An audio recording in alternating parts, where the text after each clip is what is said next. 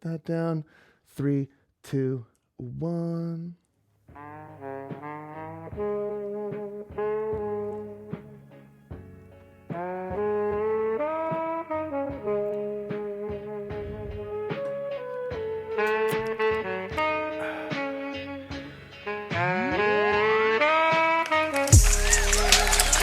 Yeah. All right. Ladies and gentlemen, calm down. Calm down. Someone put some pants on that kid. Very live, real studio audience here in Studio 395. Ladies and gentlemen, I'm your man, Ron Ripley, throwing down for another episode of Honorable Discharge in the sluttiest city on the planet, San Diego. It's fantastic. Fantastic to be here. We're going to have a lot of fun today. First, a quick shout out to the sponsors, our friends Dos Desperados Brewery, a veteran-owned and operated facility out of San Marcos, California. If you guys are ever in the area, do yourselves a favor, go there, wet your whistle. Let Dan and Steve pat you on the butt and get you really wasted. Tell them Ron sent you. They'll treat you real nice. They're the only beer that we have around here. But today we don't have it because I'm a dumbass, and I drank it all because last episode was New Year's. So I drank it there. So I'm drinking nameless vodka today with a great guest. You guys, a great guest. You guys are going to have a lot of fun. Former Marine captain, author of Embarrassed Confessions of a Marine Lieutenant, Operation Branding Iron 2.1 Alpha, founder of Vet TV, produced and stars in A Grunt's Life. You know him as Second Lieutenant Vinnie Murphy. Kill, Die, Laugh is his sketch comedy show. Has multiple seasons, and you should binge the shit out of all of them. He's been called everything from hero to heretic. We just think he's handsome and silkies. Ladies and gentlemen, put your hands together for Donny O'Malley. Look at him. Look at him. Her dicks get so hard when you just show up and, all right, come on, man. He's a real human. Be humble. Hey, man, thanks a lot for coming out today, man. That intro has me so fucking Does motivated it? right now. It's amazing. Is that? And then that's how microphones work too. There we go. Thanks for that, dude. You're worth every ounce of it. Every ounce of effort you put into it. Every little You splash. fucking nailed it. Well, So good. Well, I've never been introduced like that. That was a great feeling. well, I'd love to, perform your birthday parties if you'll have me. I absolutely will. So, and it's fucking cool to have you on here because I've been a fan of your work for a while. I'm a fan of yours. Thank you. your dark comedy, and it's always you're until I met you, your work on Vet TV and like all your sketches and stuff. You've always been like, oh, I fucking know that guy. I totally know that guy. And like all the characters that you bring to life are very relatable from anybody if you've ever been in the military community. Like, it doesn't really matter what job you are or what service you were in. You're like, I fucking know that guy, from the weird lieutenant to the crusty sarge to the worthless private, to the E4 mafia. Like, it's all there. And so it's always fun to watch. That is such a huge compliment. Thank you. Well, you've earned it. That's literally what I hope to do, is to represent the people that we knew through film and to portray them in a way that people say that. So well, you're getting fucked later, man. Jesus. That's what I do. It's this big old fantastic Ron Ripley D. Well, no, I mean, it's cool because I'm always fascinated by like vets that do get to act out, because a lot of them don't really ever think that that's like it's a venue. It's like, no, you don't have to go back and work at the bottling plant. You don't have to, go and marry that high school sweetheart. You can go out and you can show yourself to the world.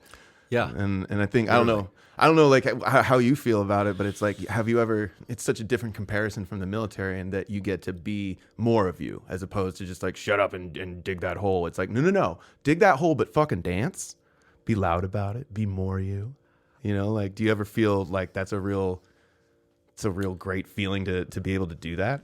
I do every day. And I'm so fucking stoked that you just said that about how you get to be more of you when you get out. Yeah.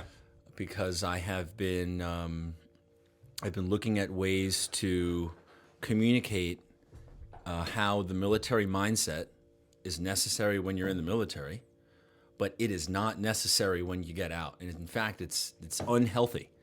A lot of it is, yeah. It's an unhealthy mindset to maintain, and I wanted to help people break that mindset so that they can be free to enjoy life more. Do you ever just acknowledge that it is brainwashing? 100, fuck yeah. Like, isn't it weird that no one ever just like, no veteran is like, no, man, like I was brainwashed. Like, I can't fold a T-shirt today without thinking of somebody yelling at me. You know, it's like that's brainwashing, and Totally. it takes years to break that. Yeah, the worst part of the brainwashing, in my opinion, is that part of it. I think it's more intense in the Marine Corps, but it exists, I think, in every branch. Everything's more intense in the Marine Corps. Yeah, it's they brainwash you to believe that you are not an individual. Yeah. You are not an individual.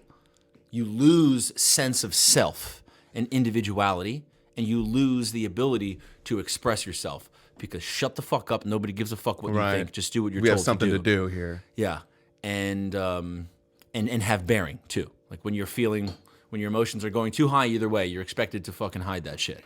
Yeah. That's not a good way to approach life. Oh, it's weird. It's like my favorite Mattis quote is, be polite, be professional, have a plan to kill everybody in the room. I love that, but it's absolutely unhealthy to think that way. You know, you can't go walking around Hollywood and they're, like, well, we'd like to have this movie contract for you. You're like, I will fucking murder everyone in here if I don't hear, like, what's the percentage on that? What did you just say? The fuck did you just say? You wouldn't say that in a rap, buddy. Those are unhealthy thoughts in civilian life. And you've transferred that into a very fun little stage career and film career, and you just had your, was it your first red carpet event or your first film release? When was that? So the premiere of A Grunt's Life was in November. Yeah, but it wasn't a real premiere. Oh yeah, what was it? It was what was the difference? A very last minute thrown together with bare minimum resources. But Selma Hayek was there. No? No, actually, I didn't see her. Sounds like a loss for her. It was. It was. I'd love to see what she would have thought of the film. Really? She would have what do you think Selma Hayek would have thought of the film? Truth be told, I don't know anything about her. I just know she's hot, and there's a 50-50 chance that she's going to want to run or bang me. Wow. So that's why I wanted to see it. Oh, man, I think more 70-30, and I don't know how to weigh it. Yeah. Yeah. There actually is a better odds. So let me ask you this. So if that just happened in November, then I could ask you what's next, but I'm actually just more interested in like what's something that you would want to do if money was no object and you just had unlimited resources and you're Steven Spielberg just coming off of E.T. What would be your Indiana Jones that you would want to make? Like, or is there a fucking rapper that you really want to work with, or a mountain that you want to climb? Do you know, or do you just kind of go like, man, I don't know, whatever's next comes? No, I'm pretty methodical. Yeah.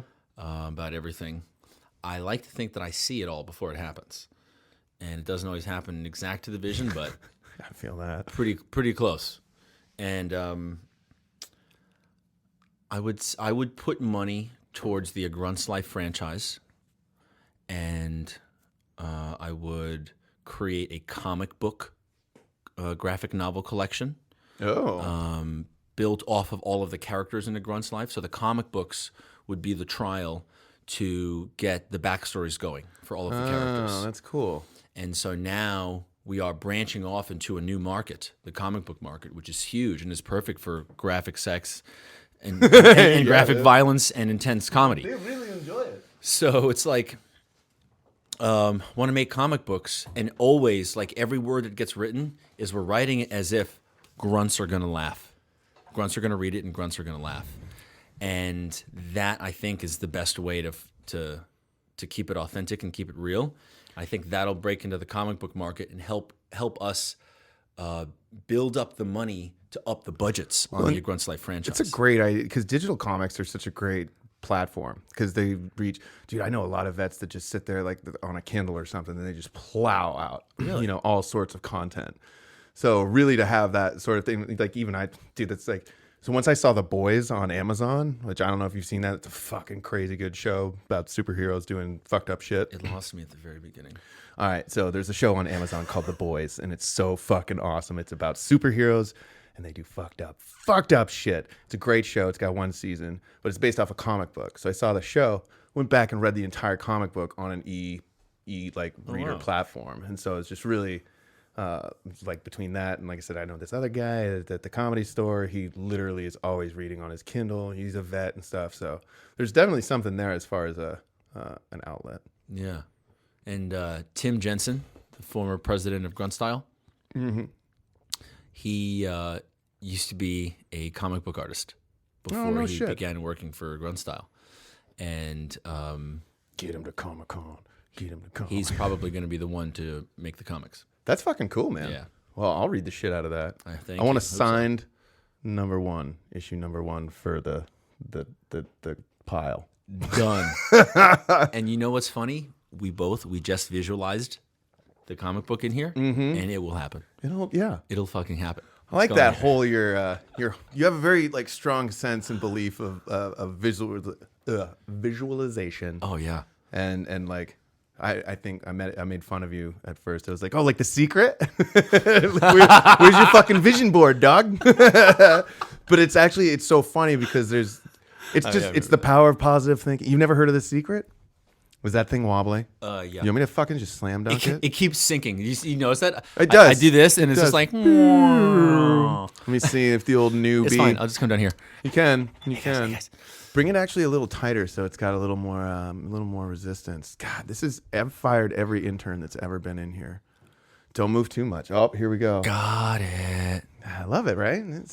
It's got extra springs. I don't understand. It's got all these springs. There we go. Nailed it. Well, so a visualization? Yeah. Well, that, and see, now I just got sidetracked. I'm like, you're a Marine. You understand shitty equipment. I do.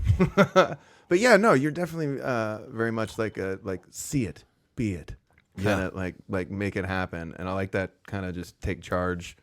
Do you think that's something that's common to most vets, or do you think that's an acquired skill? I think it is an acquired skill. And I guess by skill, it would be like training that mindset. And I do think that it takes, because not everyone has the ability, but everyone has the ability to learn it. If it was presented to them, they could learn it. I had it naturally since I was young.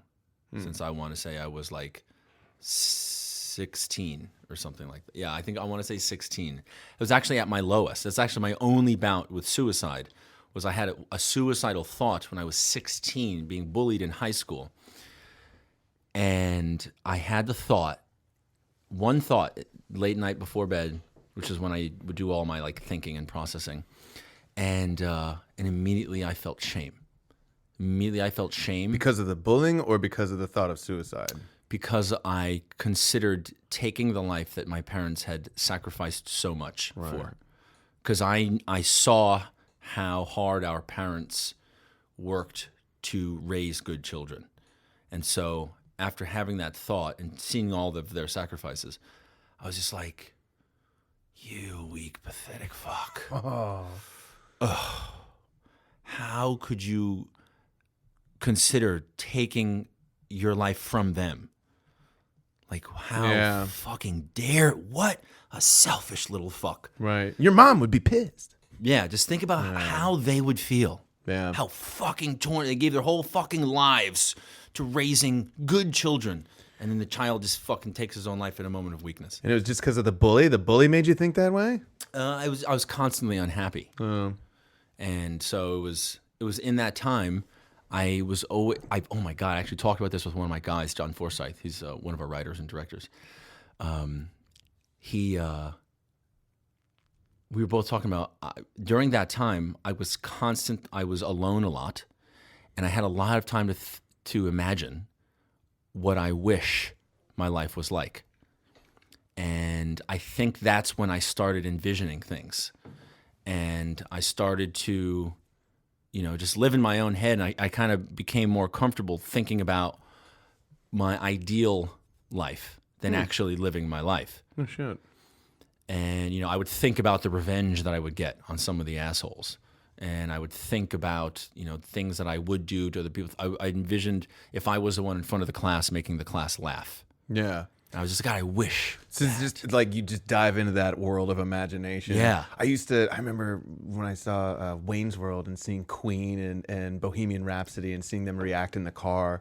That turned me on to Queen, and then I saw I think it was like live at Wembley or Wimbledon Stadium or something, where just Freddie Mercury just fucking kills it. And then from that moment on, I was like, man, I wish I could be like Freddie Mercury, just fucking killing the audience.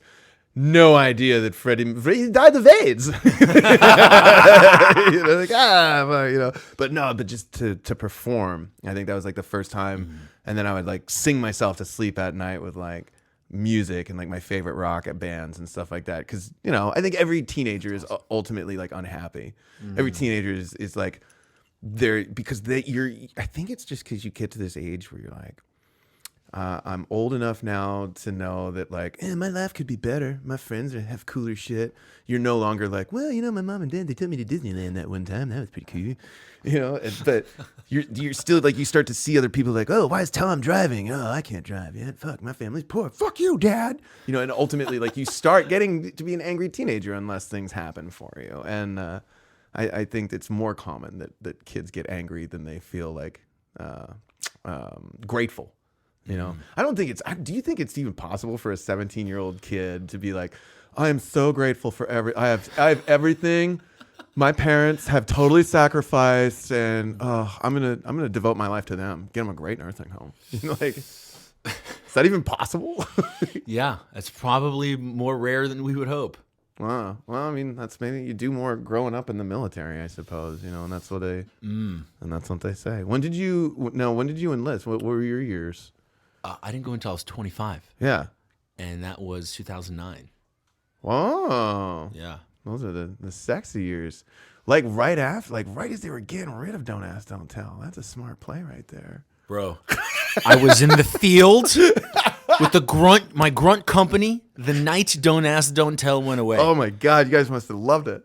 Bro, one of the funniest experiences of my life, the images that I have of Marines holding hands all over the place, smacking asses. Just four Marines, all their hands on each other's asses. Straight, gay, all alike, just in friendship.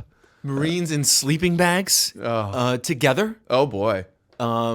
And it was all in the name of comedy. Just trying to stay warm, brother. Yeah. Just trying to, this is authorized now. I was, everyone was making the joke that, we're out now, boys. We can do it. Let's get it. Like all the guys, just imagine, at least 20 different guys in a 100-man company doing the voice and the mannerisms and just losing it. Like, it's raining men. Yeah. Fuck yeah. Hallelujah. Yeah. Oh, dude. I've got bits about just like how the gayest shit I've ever seen in my life happened in those years before they repealed Don't Ask, Don't Tell, like from hump days on to like hump day jokes to just gay chicken. And dude, we were at the store once and we actually explained to a gay kid, his name is Brandon, he's such a fucking hilarious gay comic. And he's like, what's gay chicken? And Mikey, he's a Marine from behind him, but he's like, what? And he just went over and he's like, Brandon, it's like and just the look on the kid's face was, oh my God, that's a thing? And then he was like, that's a thing. No, it's a thing. It's a thing. Yes. That's fucking great, though. I mean, honestly, the gays have been rocking the military ever since Sparta. Leading us. Doing great work, really. They really did. One of the best Marines I knew was gay. He was another lieutenant. Yeah. He didn't come out to us until even after. He didn't even come out that day. It was but you knew when he was upping the real estate value of the barracks. Just doing a little improvements. He's just got this gorgeous room. Right? Everything is so neat and tidy and organized. It smells like sage in there. It's very inviting. So, oh my God, I've got all these questions. Man, I could get off track with you all day. Sorry. Dude, I don't really have an agenda. Let me see. Oh yeah, well, here's one. Since we were just talking about you were in around 2009, and you had fun there. You did Afghanistan, right? Did you ever go to Iraq, or you were just? I never went to Afghanistan. You wish? Oh yeah. Oh, I mean, I was a psycho back then, dude. I always thought that Afghanistan would have been cooler because I liked that it was at least cool. Like some people, like you got to wear cold weather gear, and then it was more mountainous. Like because I'm from Vermont and I like hippie shit. So it seems like that's good hiking out there. Dangerous hiking, but Iraq was just flat and beige, and I was on an airstrip. So I mean, it wasn't like I was out in a fob or anything. Yeah. We had fast food. Not great fast food, but I mean, dude, war is hell, and war is shitty. So I mean, food was garbage on my pump. Oh my god, on my second, the food was fucking terrible on my second pump. First pump was okay. That's not bad. Yeah. What was the difference? They like get all the caviar out on the first one, and then like we're out of caviar, dude. You guys are on your own. Yeah. I was doing a bit. I only did one pump. Oh well, I mean that's. Oh no! I just dropped my pineapple. You know what? This is Going for it? This is my studio, dude, and there's kids in. All right, well that's fuzz. Yeah. So maybe I won't. A little bit of. It's dog hair, dude. Nylon? My dog has been dead for 4 months, not so worth it. I'm gonna pass on that. I mean, if the dog was alive, maybe. So it is what it is. I'll even change up skewers. So, how are the fruit baskets out on your pump? Oh, I like this little. This is like. I wish there was a naked Japanese woman like sushi style right here. This would be. Serving us? Yeah. No. Like on the table, we were like skewering on. Off of her? Oh yeah. It's like a fancy business person thing that they do in Tokyo. And Really? You never heard of that, dog? No. Dude, you eat sushi off a naked woman. And she's just there. And she apparently doesn't mind because she lays there for the entire thing while you eat sushi off her body. And they've got like all sorts of different kinds of sushi. It's like a, I feel like I should yell at Siri or Alexa to find something, but. Wow, that's so funny. Americans over here fucking screaming about misogyny and shit. Japanese. Oh, dude. Culturally Japan doesn't acceptable. give a fuck. Have you ever been? You ever been to Japan? Oh, it's beautiful. It's a beautiful place. If you love like samurai and shit, it's of course it's like some of the most badass warrior culture you can find as far as history goes. But the people themselves, like they still wail, man. They go wailing, like they don't care. They love clean burning lamp oil. Like they don't give a fuck about the whales. They'll eat them and stuff. I went to Japan and Tokyo. I went to McDonald's because I'm a fucking asshole. And I ordered a meal, and they gave me my burger in a bag, and then they gave me my drink inside of a bag, and then they gave me the straw inside of a bag. I'm like, yo, I'm from California, dude. Fucking straws inside of bags? You guys go whaling? Tokyo don't give a fuck. I could go on for days, dude. They just don't care, and they think all white people are hilarious. And I like that. You have to go. You have to go. That's my recommendation. Okay. Yeah. Of course I have to go to Japan one day. All right. Well, because I just fucking rambled on. What's your favorite world locale? What's your favorite like place to you ever been to in Zihuatanejo? I've been to a whole bunch of places. I think I'm at 22 countries. You got a vacation paradise? San Diego. Oh, cheers to that. That's fucking awesome. This is my favorite part of the world. I would like to visit Costa Rica on occasion, or, like a Bali, places like that, maybe the Swiss Alps. But in terms of like where I want to spend my time, if I had to take a vacation and go to a really nice place, I'd probably go get a beachfront hotel. Yeah. On the beach somewhere in San Diego and just live the high life, looking at the water. I like the Del. I like to stay at the Del. Like my wife. Oh, really? My wife and I got married in Coronado, and we spent our first night at the Del. We went baller room, and we just fucking woke up and had champagne, and we fucking live 30 minutes away, but it's like the famous Hotel Del, man. It's a really nice, classy place. Yeah, I've been there, but I've never stayed the night. Oh, you should. It's it's dope. Nice. It makes you feel pretty baller. Yeah. Okay, well, there you go. Right. I fucking love this city. This is the most amazing city in the world. Well, I mean... To live. Taiwan is pretty... I don't know. I've never been. I've never been. So, oh, man. All right. Do we have to... Oh, this is actually one question I was kind of hoping that you would answer. Until the day you die, who is one person that you met in the military that you will never fucking forget, good or bad, and why? There's Just one. I mean, just like one that's so hard. Oh, Oh man. all right. We can come back to it if I don't want to put you on the spot. You just make up a name. Old Johnson. Johnson with the herps. There are so many. I mean, I've written And I'm about sure, these people. yeah, I'm sure you can already, and I'm I've sure for made different stories about them too. Totally, Right. but I would say, Because I definitely have a crew of guys. yeah. There's There's a handful. dude. Well, I'll tell you. Maybe I'll have to adjust that question. All right, Donny O'Malley. You're shooting the Donny O'Malley Expendables. Which one of your homies do you call up? You make a squad of 5. Oh, Yeah, and shoot the Expendables with your dream squad of homies. you want me to name them? If you want, yeah. You can give them fake names too if they don't want to be named. I just want to know why you'd be like, well, on the 60, I'd get old Hector Rodriguez or whatever. I don't know, man. Yeah. So one of my sergeants and best friends, Ryan Loya, deployed to Afghanistan. The dude was such a sav. His first deployment, he got blown up. He's an assaultman digging out IEDs himself because he just don't want to wait around for. So he's EOD. your explosive expert.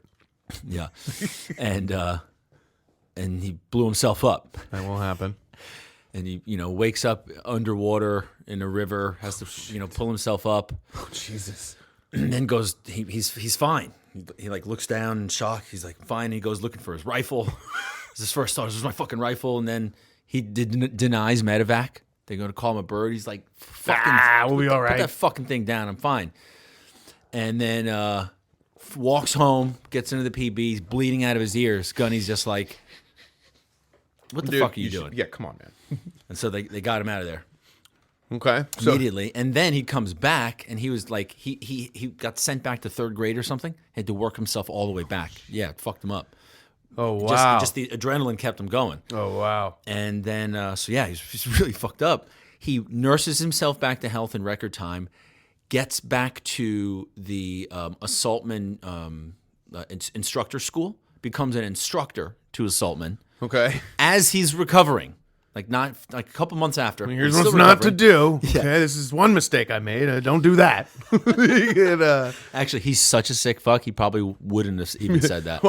I just say, no. You want the red one. No, because the red wire. long story short, he gets himself back to health, finds himself back to a grunt unit, comes back to his same unit, and then deploys with me to Afghanistan. And he was a fucking savage, insane animal. He epitomized warrior.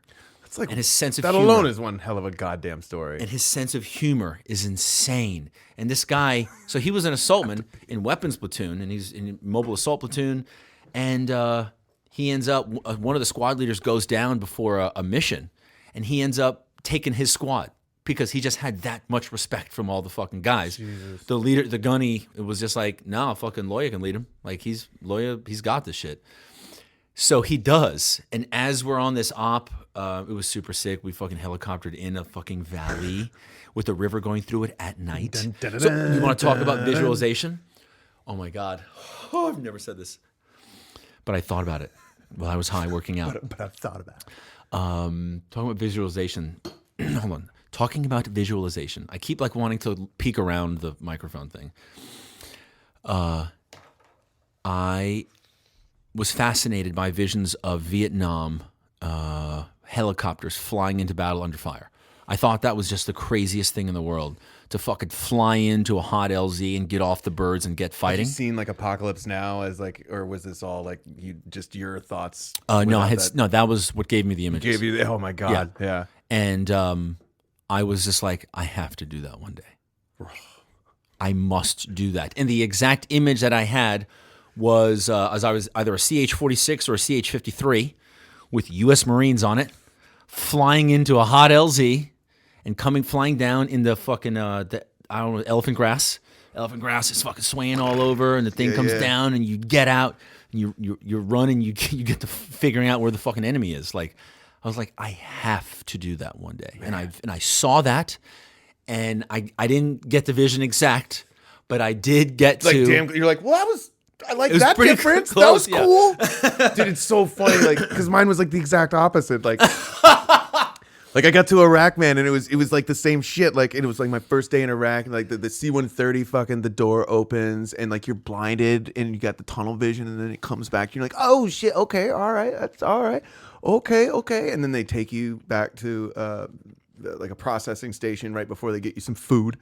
And like as you're walking from the processing station to go to the chow hall, there's like fucking Black Hawks and shit, and you're like, oh shit! And you look off in the city, and it's Kirkuk, and it's like, oh, the city's on fire. There's like all these oil fires and derricks and stuff, and you're like, there's Black Hawks, there's fucking shit's on fire, and it's like literally like you have to pass by the base bar, which is blasting CCR, and so it's just like down here, and you're like, oh shit! And then we actually, our first fucking day, our first meal at the chow hall, a fucking mortar hits.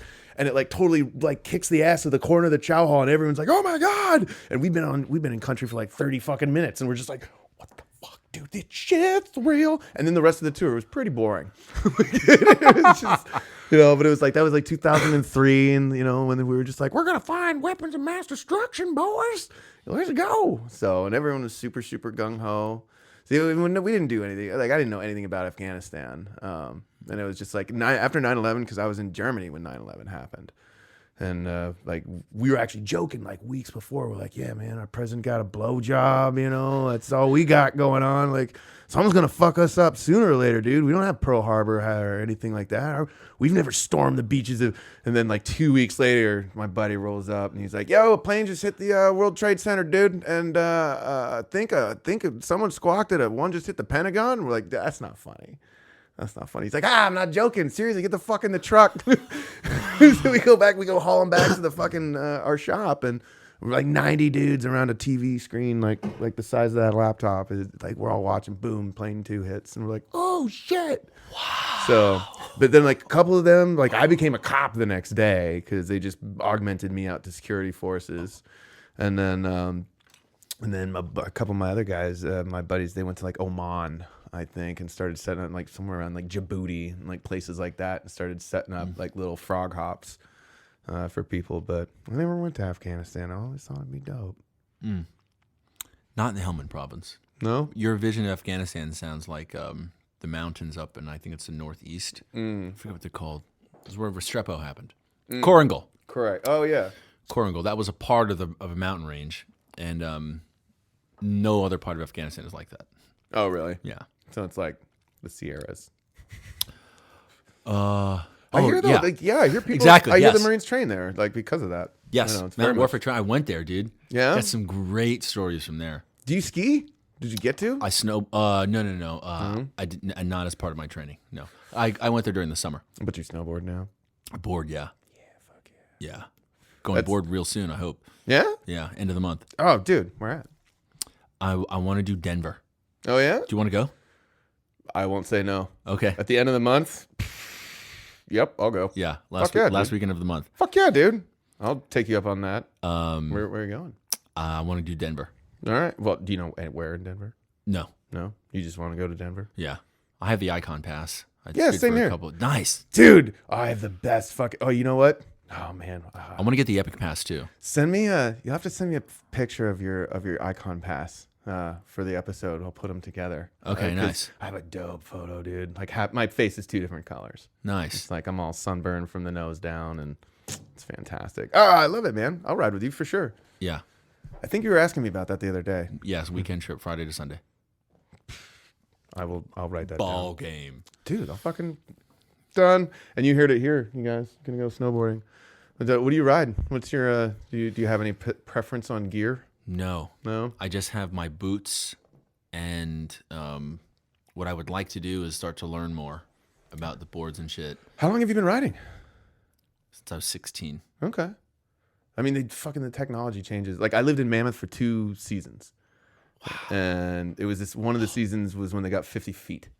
And it was like, that was just snow. Like every day my truck was buried. Like every night we got 3 feet of snow. And that happened for the entire goddamn month. They made a fucking t-shirt out of it. That was like, they had the snowfall day by day, and it was just insane. But Mammoth isn't crazy. Like I feel like I've been told if you can do Mammoth, you can pretty much handle anything in the world because the mountain's so big and it's so diverse. It's got steep and deep. It's got nice stuff to play on. I have never ridden in Colorado. I've always wanted to. Oh, it's a great time. Yeah? Yeah. Most of my experience, I did Mammoth in college. I was on the snowboard team, but I was so bad. It's like, Oh, really? I have no business even saying I was. My wife did it too. She boarded for UCLA. Nice. She did border cross, and it's why she was in Mammoth. That's why she showed it to me. That's so cool. Yeah, man. It's a great mountain. Yeah, I remember it being a total blast. But I just haven't been there in over a decade. My family used to go to Utah a lot. Yeah? And Utah's insane. I've been there in the summer and seen Park City and been like, dude, this would be fucking amazing with snow on it. Same thing with Montana. So Never been there. No, not Montana. I saw Jackson Hole. Without Wyoming. snow. Yeah, we took the gondola up to the top of the mountain. Oh, This is a family reunion. The wife's aunt got married. Aunt and uncle got married. They're like 40 years ago. It's a beautiful, beautiful place. The old Tetons. Yeah. So We're going to have to check that out. By the way, don't forget Brighton and Solitude in Utah. Brighton and Solitude. Two of smaller resorts that do not get anywhere near as crowded as the bigger ones, like Nice. Park City and Park City Snow Basin. I forget the other one. This is because they're like three Snowbird. mountains. Yeah, they're all attached to each other. Yeah, and so Brighton and Solitude, I have multiple experiences with my brother and dad, going on runs. Probably the longest runs on the resort, going from Double Black all the way down, Yeah. without seeing a single other person on the mountain. It's fucking insane. Like 5 to 10 runs, and because it is pretty foggy and it was close to whiteout conditions. oh, that's the shitty. but I've been it- trying to find goggles. But there were that work for patches. that. Yeah, and you get in between them, and you're just whoop. Whole mountain to yourself. It was insane. And, was- and Utah powder's great. 'Cause, Oh hell yeah. I think salt or something, right? Yeah, we just got when we were just at Mammoth just before Christmas, and we had like this great like 72 hours. Whereas we showed up, it was like bluebird for half the day, then it started to snow. Visibility started being shit like right as the mountain was closing, and then the next day it was just powder all day, powder for days. No wind coming straight down. Ooh. You could hear a mouse fart in the trees. It was fantastic.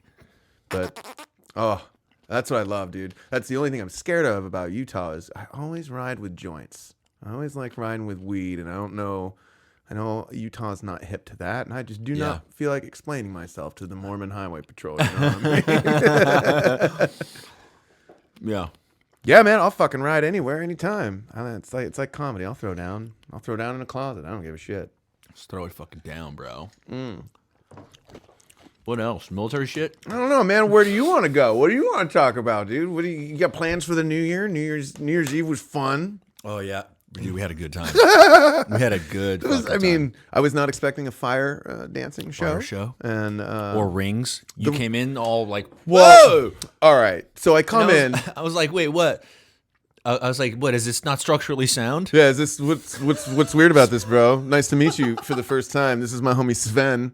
We're just doing curls and swirls all night. What's your ring game like, dog? Like, whoa! I brought you some whiskey. Cool. I don't drink. Strike two. So really Ron Ripley'd up that introduction. Fuck. Nailing it. Oh, pass. So, but it was fucking fun. Real lot of fun, and it was cool to like meet all your crew and see Good people, man. and you have such a cool place. You got to get that fireplace fixed, man. Ah, yeah, you're right. That would have been pretty slutty. And but then I got to fix the fucking outside couch too, because if you go to sit in it, you'll fall right through it. I know. Yeah, who was that? You put your foot right through Yeah. the wicca. Yeah. Well, mistakes were made, but I mean, it's still like it's such a dope place. I wish I could have seen The lake during the day. the lake during the day. Another day. Another day, another time. But the but yeah, no, I meant to ask about like New Year's plans and stuff. What's next for Donny O'Malley other than snowboarding at the end of this month? Okay. Let me start with year. Full year goal. Yeah, full year goal. Like my Yeah, commitment, if you will, it's your 2020 dream. to become more productive and efficient than I ever have been in my life, while maintaining my health. because I have been insanely productive and efficient in the beginning of the business for the first couple of years, because I was fucking riding on caffeine and Adderall, like a madman. You're getting relaxed now. And now it's like, okay, I need to create a sustainable way to push all of my goals forward in an intense way every day. So I'm trying to design every hour of my day to facilitate every single one of my goals. And if rest is a part of that, then rest is getting scheduled in the calendar. Get in there, yeah. And to include activity and exercise and seeing my family, like everything's scheduled out for weeks to months, so that I'm putting in a solid 10 hours of work on any given day. That is that is uninterrupted work too, because I'm so easily distracted. Like the more I fucking focus, No, man, I feel you no there distractions. too. It's like I have to build this environment around myself to allow me to focus. Yeah. And then, yeah. But which is also like manic too, because you're like, I'm like, so many things. Yeah, but This is awesome. I just want to look like I'm like a dog. I'm like, oh, look at this over here and this over here. honestly, I swear the dry erase board has been like a godsend. I might actually get another one just so I can draw it out more. Oh, that's really good. Like I'll just have guys over here with production meetings and just so we can like map things out. Like I'll have like to-dos. It's like it's one of those 7 habits of highly effective people. Yeah. That stuff fascinates me. That Production fascinates me. My degree in event management, it's just moving people, beans, blankets, and bullets, getting them around. That shit, and once you can, it's comedy is one of those things where like people are so selfish. They're definitely at it for me. It's like it's got to be my comedy special, and it's like, dude, no one's doing the Kids in the Hall anymore. What the fuck? Like they were great, I mean, I think it's kind of the military mindset of like, I think together we can achieve more as a team. Doing like some kind of Kids in the Hall sketch comedy, working with other people, than opposed to some stand-up comics that are just like, I just need to hit 10 stages every night and just go out there and work on my 10 minutes and stuff like that. It's like, there's so many different ways to be funny for people. And I think being organized is allowed me to work better with people. And I think that kind of expands your capabilities. Totally. Because I think what you're trying to do is like, and I'm kind of going through the same thing. It's like, it's so fucking daunting. It's daunting, like all these things you have to do, like to get people's schedules in line, find people that you trust, find people that are willing to commit to it, while working out logistics of like, oh geez, dude, like fucking finding lawyers that that'll do you a solid and like work through contracts while you're still trying to, like, for me, I'm like trying to be a student, I'm trying to be a stand-up, I'm trying to run a production company. And so like, kudos. I think that's a very good goal for 2020, is to just be organized without losing your mind doing it. I think I used to have a PTSD doc that would tell me that it's like, you need to be physical every day. You need to be using your mind every day, exercising your brain, exercising your body. If you do that, you should be able to like heal and live a productive life. But if you lose it, and I found that that's true. It's like when I was living up in Mammoth, I was going to school. So I was like getting my GI Bill and going to school and banging out credits and shit. What a place to do it. I know, right? What? Like, if you got to take English 101, do it at a fucking ski resort. That's the most brilliant thing. Like, you know what? That makes me want to make another video chewing out veterans for being pathetic. Because I saw your recent one and I was just like, that's funny. Like, Like, tip my mind. Because life is really that easy if you want it to be. just if you do some planning, if you just do like a little, like, quit letting shit happen to you, like, but yeah. It was funny, the first thing you mentioned on that video too. You're like, missing appointments. And it's like, yeah, no, like people being like, it's crazy. That is one military brainwashing thing I don't think I'll ever be able to get rid of. It's like, I'm always looking at the clock. I'm always very aware of like how much time there is. Like right now, see, we're at less than 45 minutes. Nice. It's a really nice, it's a good time. It's a great time to be in the pocket. I'm feeling really warm right here at 45 minutes. You like that, yeah. Very warm. Well, organization's so important, man. I nerd out on it, so I apologize. Me too. We should nerd out on all of the self-help books that we've read. I don't read too much of them. Like, so I grew up and I was in foster care, and my foster parent was a nurse, and so he had like a lot of like mental health and self-help books around. So I would read them then. So I get the premise behind a lot of them, especially like I think the thing that stuck with me most is the power of positive thinking. And it's, and I think that's kind of like projection. It's like if you think it happens. So if you sit there and you think like, hey man, I'm really just trying to be the best comedian I can be, the most productive human being I can be, the best man I can be, the best husband, father, whatever, that stuff will happen a lot more readily. You'll see those things come together because that's what you're moving towards, instead of focusing on like, oh, I'm such a worthless person, I let everybody down, I should be doing other things with my life. That will only like compound that negativity. Yeah Cycle. It's like your brain operates in patterns, and if you create a pattern and then you do it again and then again, that pattern is getting more solidified in your brain. Right. The analogy I just saw recently was it's like, imagine your brain is like a snow hill and sleds are coming down the hill. And the first sled makes a path, like a dent, right, in the snow. I don't know if dent's the right word. And then now if another sled comes down and it gets near that dent, it's going to get pulled into it. Right. And then another sled comes down. If it gets a little bit closer to this, now you're like creating arms. It's the same way outside. Chasing those freshies, brah. Yeah. So I went to snowboards immediately. Like, yep. Exactly. But yeah, you'll be drawn towards that path. And then the pattern gets more solidified in your mind. Right. And it's just so easy to fall into these patterns, and you have to break them. Yeah. Like you have to stick a fucking wrench in the engine. It's crazy. My favorite analogy, my life analogy, is that life is like a mountain. And like if you think about Mount Everest, Everest has never been summited solo. Always takes a team of people. You can do everything right. You can get the greatest team, the people you trust, the people with the best training and with the best gear, and you can go for it. That fucking mountain could change weather and fuck your whole day up as much as you want to plan. Then you'll have to change course and stuff like that and alter your path that you originally wanted. But if you're really trying to get to the top, you're going to go. And then anywhere from the top of that mountain, you can look down at the base camp and see all the people that are trying to go, but they're not really going and stuff. And they're just going to pull each other down, trying to climb the same fucking path. And it's a great analogy, but it really like it kind of stresses that it's a team. You can't do it alone. So it's really, that's the thing I think I take really more. It's like, dude, I just want to get to the highest view. I just want to see the world for what it is and take the bet. I hope everyone goes. I hope everyone makes it. I mean, I don't know, Tim, you're fucking slacking back there. If this avalanche comes, you're fucked. But As you said that, as you were talking, I was like, I think that's a perfect analogy for Vet TV. Yeah. And the crew that started it. Unbelievably talented comedians, all of them. Yeah. And so every part of the process gets funnier, from the writing process to pre-production to you're on set. Right. Now working with actors. Who we've had talented comedians come on as our actors, and then in the editing process, like every stage in the process, we have unbelievably talented people, and that's how every part of everything that we've done has become good. And we keep going back and realizing whenever any one of us is solo for too long, it doesn't work.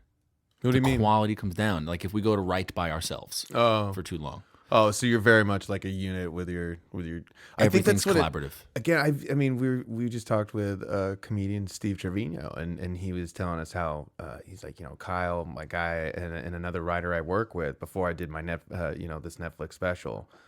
I run it with them every day until they would just sit there and turning the pages and just be like, "You have it. That's every word. That's every word." And they would comment on each other's inflection. So even though it's him on stage for the special, it takes that team of people that help you develop those concepts and bring those ideas to a place where they're ready to be presented. So it's a really cool thing.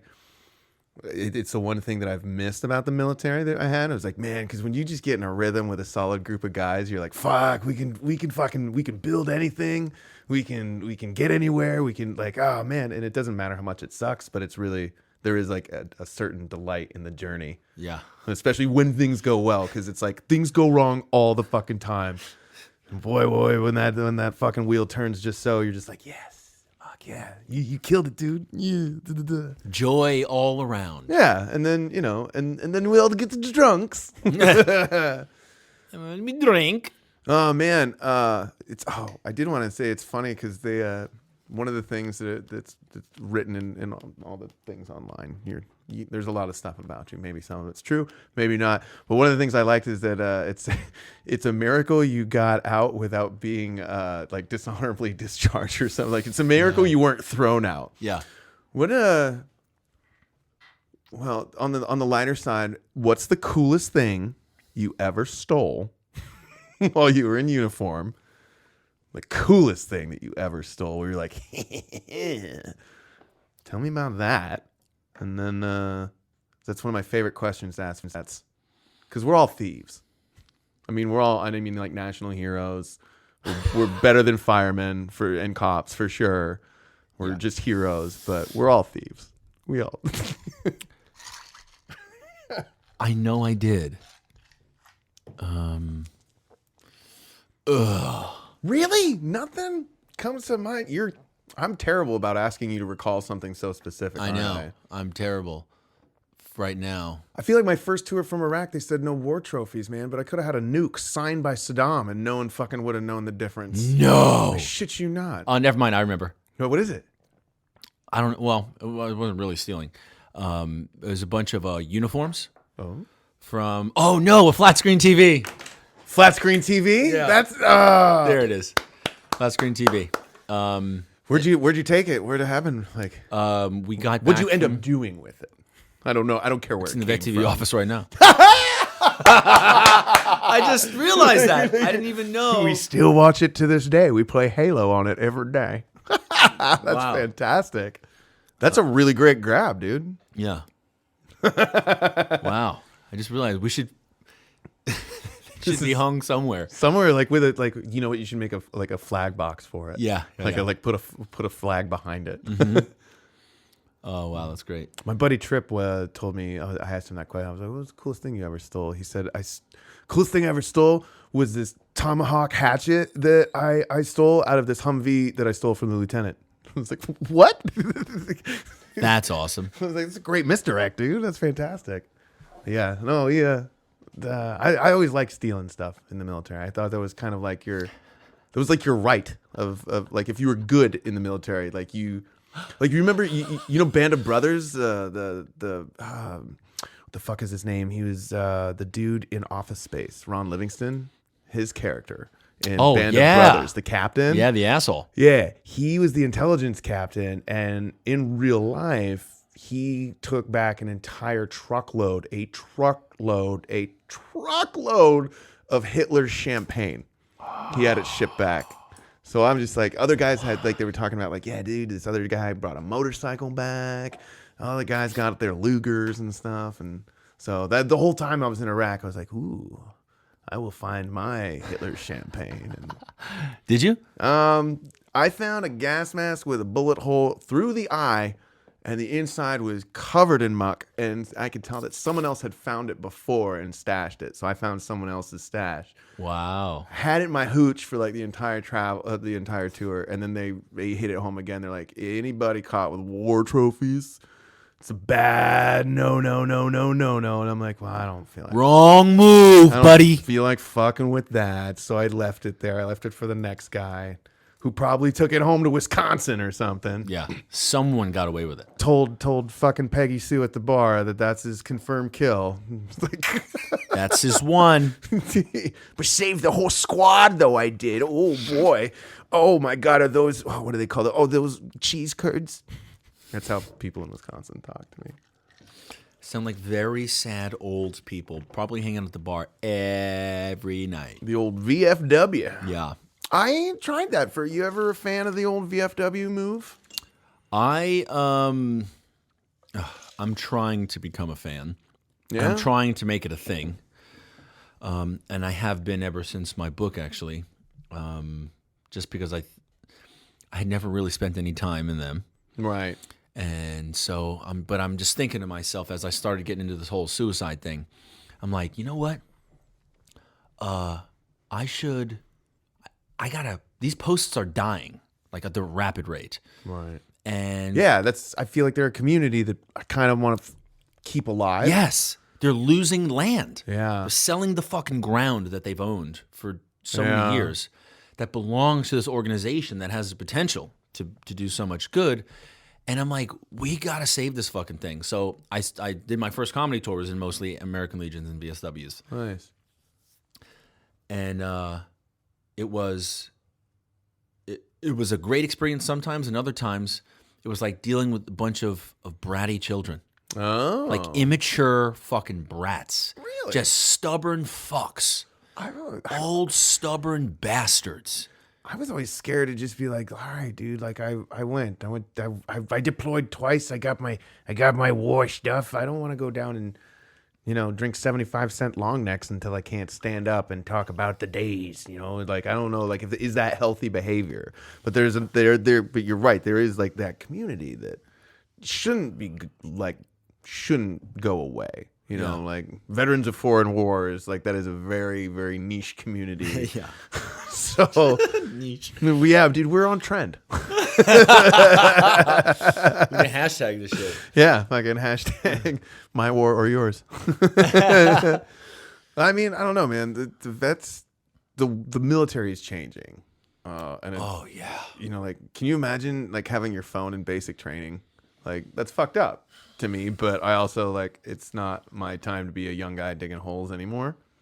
So I mean, if that's what you want those guys doing while they're digging holes, but I don't know, man. I could go on all day about whether or not I think it's good or bad, but I am very opinionated on the issue. oh, I am too. It's just it's wildly interesting, but I never want to say anything like wrong.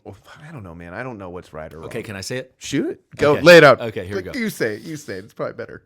So I think that there is a general misunderstanding by both the public and members of Congress and Senate of what our military exists for. The one thing the military exists to do, and that is to win wars. It is not to defend the nation. Defend, that's just a very passive term. The United States keeps itself safe by being offensive when we are threatened. Correct. Which means the safety of the nation is built on our ability to get into a fight and win. And if you want to, at any sport, in any competition, if you want to win, you need to be the best at your craft.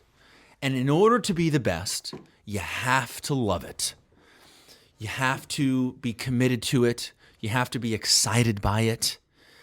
And you have to have a higher tolerance for pain and To be willing to do what the other guy won't. yes, insensitivity and all of these things that are not normal in civilian life. None of these things are even healthy to live a happy life. They're not healthy. No. But you have to have this mindset and this culture that is barbaric and intense and savage and that embraces pain as a good thing, emotional pain and physical pain, because it's all in preparation for one moment when you see something horrible happen in front of you, and so that you don't hesitate. Right.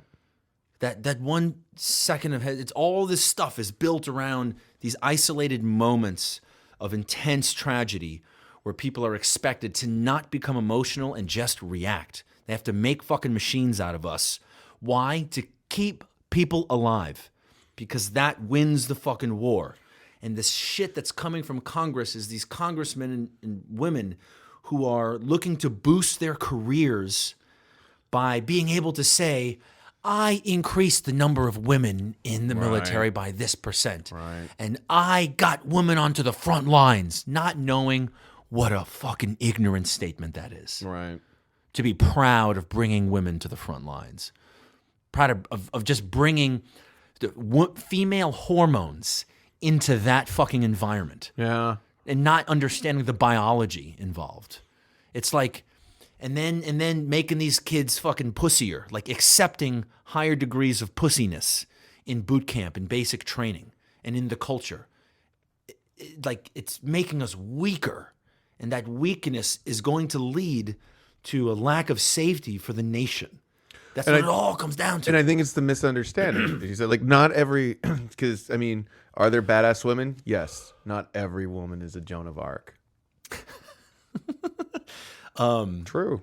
Yeah, 100%. But I mean, everyone knows strong women in their lives. Everyone knows like a warrior woman, but no, no one really wants to say the words out loud. Like, should women be frontline on a battlefield? I don't know, man. I certainly don't have your take on it, but I don't think it's wise. I don't think it's a smart idea at all. Look, and here's the thing, and I have to say this so that I'm not misinterpreted. So, sorry to cut you off, but oh no. If I have a daughter, for one, I'm telling you, absolutely do not join the fucking Marine Corps. Join the Air Force. The women are hotter, and the men aren't as horrible. Well, I hope, I think, and I want the best for women in every way. I want women to have more equality. I want them to be treated better in general. I want to encourage men to not be such fucking assholes to women. Wow. Because I regret the way I was earlier. I regret what an asshole I was as a younger guy. Yeah, I'm pretty sure I've been a mean dude to ladies that didn't deserve it. Yeah, and it's just like I don't want that behavior to continue. Yeah, so because I just want less women to be raped.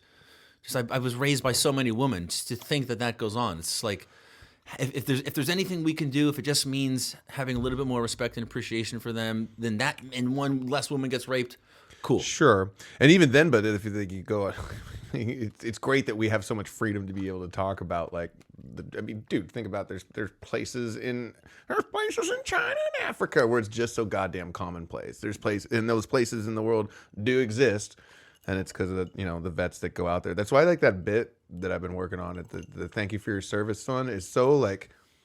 It's deep to me because it's one of those like, oh man, people, thank you for your service. It's like, dude, you don't even know. You don't even know. And it's like, I don't know. Is it as awful as going up to someone that's like been assaulted and being like, thanks for calling the cops? And it's like, dude, like, yeah, but the asshole. So what do you say to that? What do you say when people say thank you for your service if you don't know them? I say, no, please don't thank me. I killed way too many civilians to have done a service to my country. A lot of them really had nothing to do with it. They were just there. Jesus Christ. I love that. I've said that, like whispered it to a buddy so many times. That's so good. I always like the Robert De Niro response. And you seen the movie Ronin? By the way, I'm 99% positive I didn't kill any civilians. I just like making the joke because I know how painful it is. That 1%. What if Hey, mistakes were made. 99. There's that one. It's a really good ratio. But it was always a topic of conversation. Always. I like that. What were you saying? Sorry. No. The movie. Have you ever seen the movie Ronin? It's a Robert De Niro movie. It's a heist movie. It's really cool. But he's got a response to someone. He's like, "You ever kill anybody?" And he's like, "Hurt somebody's feelings once." And it's just fucking Bobby De Niro, and you're like, "Oh, that's so good!" Like, it's so good. I always hate that. It's like I've been asked that. I'm like, "No, dude, I was in the Air Force. I built stuff. I shot a dog. Shot dogs. Okay." So I saw rockets and stuff. I will say, like, the coolest thing I've ever seen is A-10s responding to shit. That gets your dick hard. Like, oh. Yeah. We opened a Grunt's Life with A-10s coming in to save the day. Mikey at the store, he's always very much like, I'm a Marine, you're Air Force, fuck you. I'm like, A-10. He's like, I'm sorry. Yeah. Yeah. Fuck you, bullet sponge. No, Mikey's a great guy to banter with. Have you ever been to the store here? No. Oh, you should come. I have to go. You should come. Twice a day. Twice, sometimes thrice. I absolutely do. Yeah, no. Let me know. I'll have to look at the lineup, see if there's some good people. I think Rob Schneider's coming back. You ever seen Rob Schneider from You Can Do It? That Rob Schneider? That Rob Schneider. Oh, Saturday Night Live. Rob Schneider. Oh yeah, he's coming back for like a Thursday show. I think it's like one night only. Wait, right here in La Jolla. When? I'll have to look at the calendar. I believe it's within the next few weeks.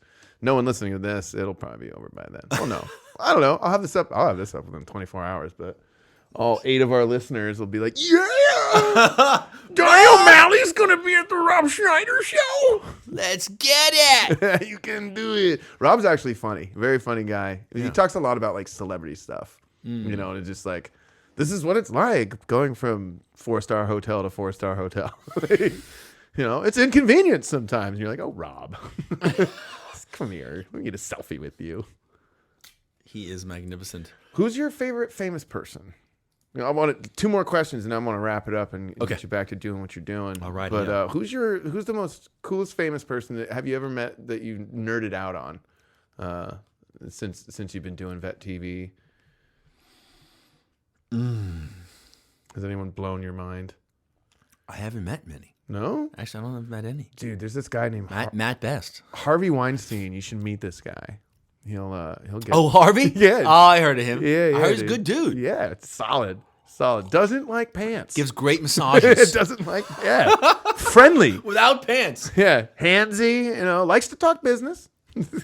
I read that his girl comes into a dark room. He comes out in a fucking robe, and he's like massaging a girl. Oh, yeah.